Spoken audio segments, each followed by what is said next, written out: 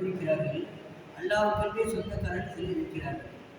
உங்களுக்கு உங்களுக்கு நீங்கள் மறுபடியும் நீங்கள் அந்த மைண்ட் ஏற்றி இது மாதிரி அல்லாஹ்வுக்கென்றே சொந்த கரத்தில் இருக்கிறார்கள். நபிசுல்லா சொன்னபோது நபியை யார் சொல்லலாம், அவங்க யார் என்ன சாபாக்கள் கேட்கும்போது என்ன சொன்னாங்க, அது நபிசுல்லா என்ன சொன்னாங்க, அவர்கள் தான் குர்ஆனுடையவர்கள், அவர்கள் தான் குர்ஆனுடையவர்கள் என்ன நபிசுல்லா சொன்னாங்க. முஸ்தத்ரக் ஹாக்கிம். அடுத்தது உங்களில் மிக சிறந்தவர் யார், குர்ஆனை தானும் கற்று அதை பிறருக்கு கற்றுக் கொடுப்பவரே என்று நபிசுல்லா அவர்கள் கூறினார்கள். அடுத்தது நோன்பும் குர்ஆனும் கியாமத்து நாளில் இந்த மனிதனுக்காக சிபாரிசு செய்யும். நோன்பும் குர்ஆனும் நோன்பும் குர்ஆனும் கியாமத்து நாளில் இந்த மனிதனுக்காக ரெக்கமெண்டேஷன் பண்ணுது, நம்மளுக்கு பரிந்துரை செய்யுது.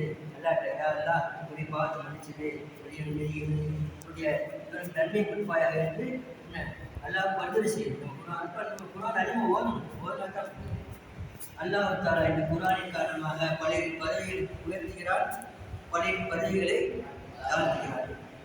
இன்னொன்று அடுத்தது எவருடைய உள்ளத்தில் குர்ஆனின் எந்த பகுதி மனப்பாடம் இல்லையோ அந்த உள்ளம் இட உலகத்தில் பாரத்தை வீட்டைக்கு குர்ஆன் ஓதி அதை மறந்து விடுபவர் கியாமத்து நாளில் சொல்வோம். குர்ஆன் ஓதி மறந்து விடுபவர் நாளை கியாமத்து நாளில் இடுநோய் குஷ்ட நோயின் காரணமாக உறுப்புகள் ஊனம் சுற்றிடலாம். ஊனமுற்ற நிலையில் நடக்கூடிய வந்த கால் வலிக்க அந்த மாதிரி ஒரு நோய் ஊனமுற்ற நிலையில் அல்லாஹ் சந்திப்பார் என முஸ்லிம் அவர்கள் கூறுகிறார். அதில் சாதுவும் உபாதார் அடியெல்லாம் அவர்கள் அறிவிக்கிறார்கள்.